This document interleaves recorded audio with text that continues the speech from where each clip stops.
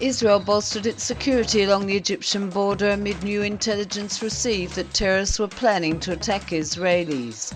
Israel's Chief of General Staff, Lt.Gen. Benny Gantz, ordered the army to bolster its defensive measures along the Egyptian border and gather intelligence using electronic and visual means in an effort to track down the terrorists planning the attacks.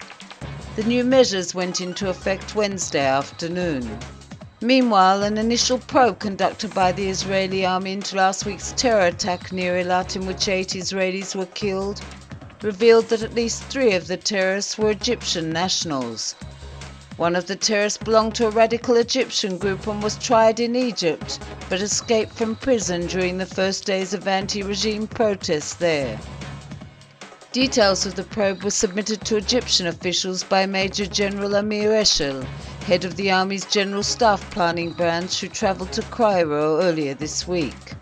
Eshel also showed Egyptian officials photographic evidence to support the findings.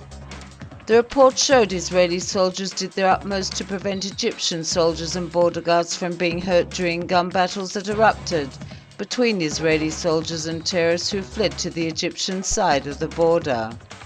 The probe also found that Egyptian army troops deployed at the border spotted the terrorists but did nothing to prevent them from crossing into Israel.